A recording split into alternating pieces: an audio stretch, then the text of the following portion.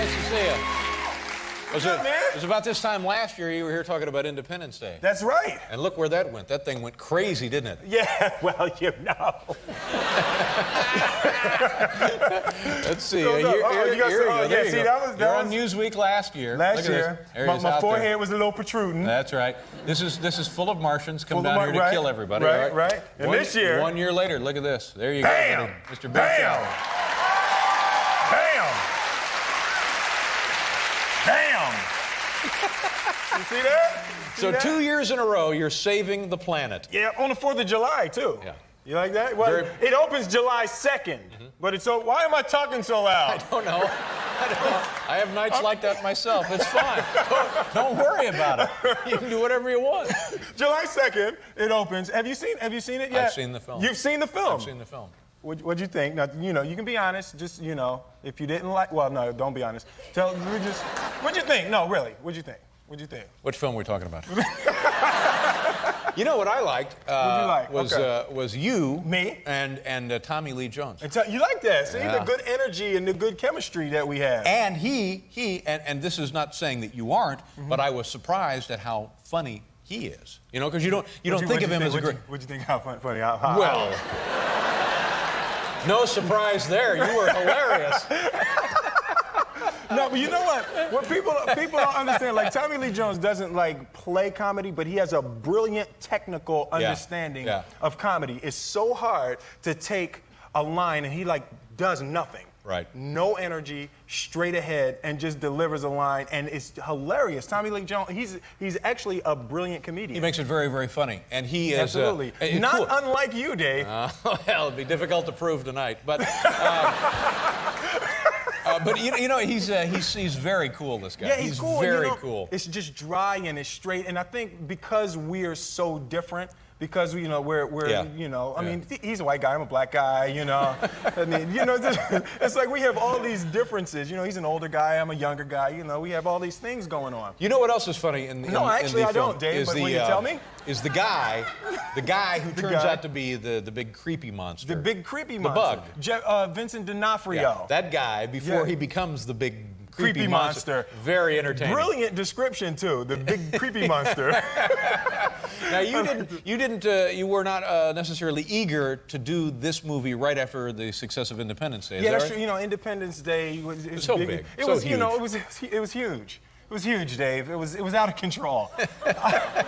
I can't take any credit for it. It was just great, Dave. Are you all right, Will? No, I'm in a silly mood. Right. But I keep crossing and uncrossing. That's okay. Whatever. I think because when I put it up, I realized that my socks. That's a good look. Yeah. My socks. That to me says convention. You're in town on a convention is what that says. You're looking for girls. What was the question? The Steven Spielberg had to come. Right, yeah, Steven Spielberg called me, and I'm just jumping right in here. That's right. Steven Spielberg, he called me at home, which was it was a shock. Did you like that? Do you want that happening? It made me feel kind of cool, but I didn't know it was him at first, and I thought somebody was playing. It's like, don't be calling my house talking about Steven Spielberg. Yeah. What's Steven Spielberg? And I was in my underwear, and that was uncomfortable for me to be talking to Steven Spielberg in my underwear. Steve's a big important guy in Hollywood. I'm sitting in my drawers talking to him on the phone. I was uncomfortable. Doesn't seem right, does it? It doesn't seem right. So I got dressed, and I talked to him, and he sent a helicopter for me to come get me. I was in Manhattan. He sent a helicopter for me to fly me to his home. Really? That was kind of cool. You been in a helicopter? No, I don't like them. You don't like helicopters? No, fixed-wing aircraft only. Not crazy about helicopters. Crazy about helicopters. Fixed-wing aircraft only. Right. That's right. All right, well put. Where the wing ain't flapping around. You know what I mean? Where the wing is that's all it does. This is what it does. It ain't that kind of crap. Oh, man. Got one in the back going like that. Oh. So anyway, I went up to his house and he explained the concept of the movie and how this movie is really more of a comedy. Hold it right there. Hold it right there. Stop? Hold it right there. I'm sorry. Tell me about his house. His house. What is that like? Do they have a helipad right there at the house? Actually, it's not. I mean, I was gonna say it's a really modest. But it's like it's really lovely, but it's not, overly extravagant. But it's like a theme park, right? It's like big like that. It's a lot of land, Yeah. but it's like it's really homely. It's really warm. Yeah. I felt really warm. Like all his kids were in the meeting with us and everything. But it was is there warm. other kids from the meeting? Yeah. But he doesn't have like high school kids dressed up like Chewbacca meeting you at the door. And, got like a little, you want another drink? E.T. Get in over there. You want another beer? Not a lot of that going on? No, not a lot of that going on. It was just really calm, and it's a really big, wonderful place. It feels family. All right, 2 points. Okay. What was your resistance, what was your hesitancy to make a movie like this? And 2, how did he overcome it? Well, it was 2 alien movies back to back. Right. I didn't want to be like the alien guy. Will Smith, oh, you got an alien movie? Go on, send it to Will. He'll do it. But then he explained the concept of how it was, a comedy, and the movie is really different than Independence Day. And then when somebody sent a helicopter for you, man. One minute in your underpants, the next minute you're in a helicopter. Let's make this deal. But you do mention that. People must understand. It's very funny. It's very entertaining. Film. It's very amusing. It's amusing, funny, entertaining. Come on, I need that quote to put on there. David Letterman, it's funny, entertaining, and amusing. So then, when you're right there, did you say, "Okay, Steven, I'll make the movie"? No. You gotta let him sweat a little bit. Yeah. You gotta let him sweat. I said, Steve, I'm not really feeling it. I'll call you on Monday, let you know what I'm thinking, Steve. So then you get back in his helicopter and fly home. Yeah. No, but that was so exciting for me. Like Steven Spielberg wanted me. Right. And that really But made he me didn't feel direct good. the film, right? He just he produced it. Yeah. Barry Sonnenfeld is directing the film. Well, he already directed the film. You only have to direct it once. If things go Yeah, all yeah, right. if things go You don't have to direct it every time they show it. Did you enjoy the process? I enjoy working with Tommy Lee and Barry Sonnenfeld, and it's probably hard for people to believe, but I was like the least funny person on the set. Really? Tommy Lee Jones is just hilarious. Yeah. Tommy, we actually went to the Oscars together. Tommy was, kind of my date. So we went to we went to the Oscars, and we're sitting there. And Tommy Lee is he's kind of nodding off, at the Oscars. He's ready to go. You're just tired. Yeah, he was a little tired, Yeah, I don't know what you're saying. You got to be careful when you choose words like that. Just nodding off. He's not, like one of those tired. Robert Downey Jr. things. That's not what I was doing.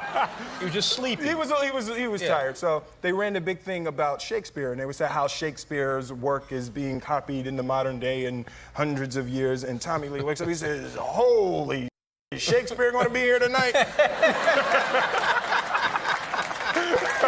Wow. Hey, you got something. Alien Busters right there. Alien Busters, that's right. That's, I keep forgetting you were the Fresh Prince. That's right. You were the Fresh Prince. You And now remember look, that? you're Mr. Big Shot. 2 years in a row. Like the big blockbuster movie of the summer. Very exciting I was stuff. Fresh Prince, and you invited me here when I was Fresh Prince, so I like right. that. Yeah, we go back. That's true. We go back a long way, Dave. Did you see the fight Saturday night? Yes. You like boxing as a sport? I used to. Yeah. I used to. It was just that it was hard for me emotionally because, I love Mike, and in my mind, I always want Mike to win. Not necessarily win the fight, but just win in life. To get his life sort of get his turned, and and I just want him to win, and that was interesting. Now people say, well, he'll never fight again. This is the end of his career. I don't think so. I think people just say, well, let's see, maybe do something crazy again. Maybe bite his finger off next time. Don't you think that's kind of how it works? Through the glove and all. No, I just think after the fight when Holyfield won the first fight, right. I was so impressed at how Mike handled it. Mm-hmm. He said, he won, he beat me. I wasn't really prepared, but I'm going to train hard and I'm going to come back and I'm going to win next time. Yeah. And then just it was like that was the sign of someone getting themselves together, getting their life right, and then he chewed at the man. Yeah. It seemed like a bit of a setback. Yeah, just a little. And it's funny how television just kind of flattens everything out and makes everything about the same level, and they're talking in a very animated way about how Holyfield's ear was bitten off. And you think, well, I wonder. And then you see him talking there, very collected, very calm fashion, and then they get a nice tight shot of his ear. There's a huge hunk of this man's ear that has been just bitten right off his head. See, and like for me, like that's their job. You know, that's their job. They're at work. I'm just trying to figure out what would have to happen for me to bite Tommy Lee Jones's ear off. You know, what would the chain of events have to be? Other options might come earlier than that. Let's take a look at a clip of the film. This thing's very entertaining. This is the kind of thing people are describing as a little like Ghostbusters. I guess in a certain sense that it is, but there's something very fascinating about this group of guys who know more than everybody else and who are taking care of business. Absolutely. The Men in Black. We police and monitor alien traffic on and off of the planet Earth. Absolutely. So you know the scene we're going to see? Yeah, this clip is we're shaking down a wonderful actor, Tony Shalhoub, who plays Jeeves, and he's a pawn shop owner. And in this scene, I am a New York police officer. That's right. I'm not a Man in Black yet, and this is my introduction to this other world. Under the impression the guy's selling yeah, he's selling fake Rolexes. Something. Yeah, sorts of. All right, here we go. Take a look. Will Smith, Men in Black. It stings. How much that stings? You know, it's just a really great movie, Dave. It's just a darn good movie. Now, have you been to like premieres? Have you been to screenings where audiences have been brought in? Absolutely. You know, and the audiences, they really love it. You know, the audiences are laughing and applauding and doing all that stuff that really just makes a guy like me feel good. Yeah. I'm in a silly mood. I'm sorry. I'm going to stop that. The young lady in the film, we haven't mentioned her. Linda Fiorentino. Oh, my. Yeah. Hey, what was all that, Dave? What do you mean? What was all of that? You said, oh my. Very. What was that? What was that? That wasn't exactly like that. I didn't mean it that way. She's a lovely addition to the film. Let me just put it that way. No, Linda, she is like very, very sexy. And the thing about Linda is like she doesn't try at all. You know, she comes to work with sweats on and t-shirts and, you know, no makeup and all of that and just manages to make that really sexy. You know? Yep. That's what I meant. No. Exactly my point there. So what do you do now the rest of the summer? Are you working on another film? You got time off? Actually, I'm not working. I'm doing an in-store at Tower Records tomorrow. Good gig. Good gig.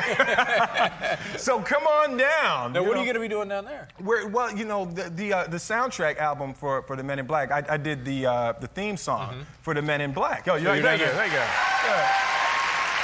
You're signing CDs? Yeah, so I'm going to sign CDs, and actually, myself and about 100 Men in Black are going to deliver the CDs there. That'd be nice. That's kind of cool, right? Yes, sir. You should come check me out, man. You should come check me out. All right, I'll be there early.